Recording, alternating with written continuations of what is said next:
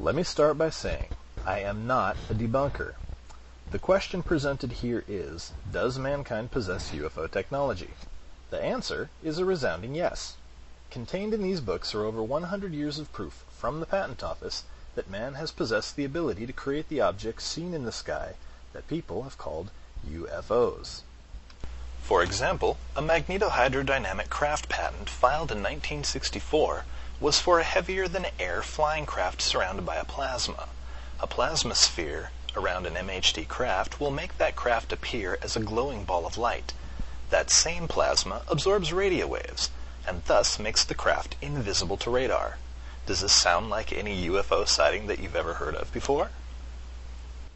You can see this patent, along with many others, in Volume 4 of the UFO How-To series entitled Magnetohydrodynamics.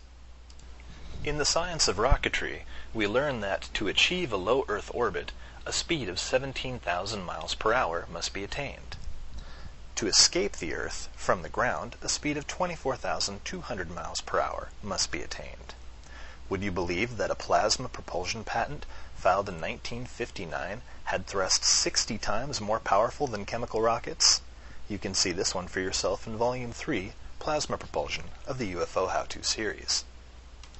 I want to convey the importance of getting out of the theoretical for people to see the facts as they actually exist.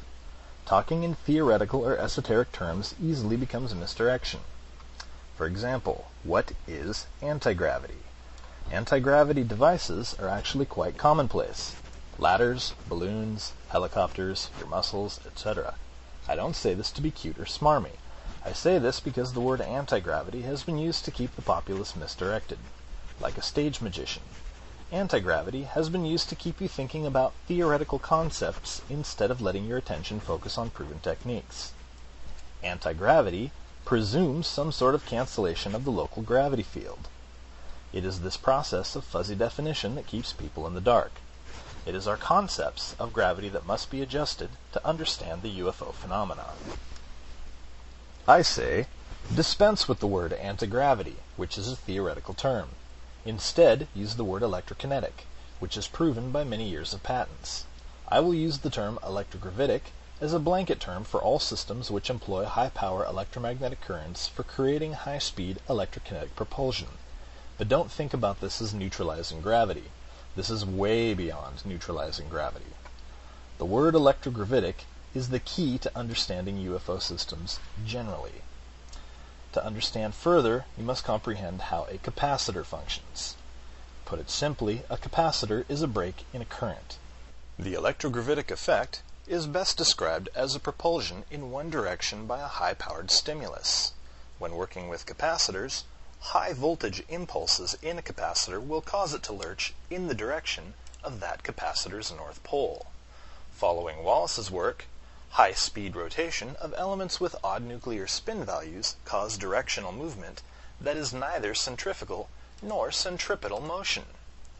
Ultimately, elements with odd nuclear spin values increase the propulsive effect regardless of whether the high-speed rotation method is used or the high-voltage electrical impulse method is used.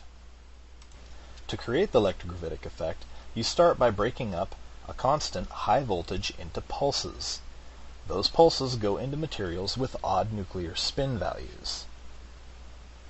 For example, you could put the output of a 250,000 volt impulse transformer or a resonance transformer's output into a large plate of barium titanate.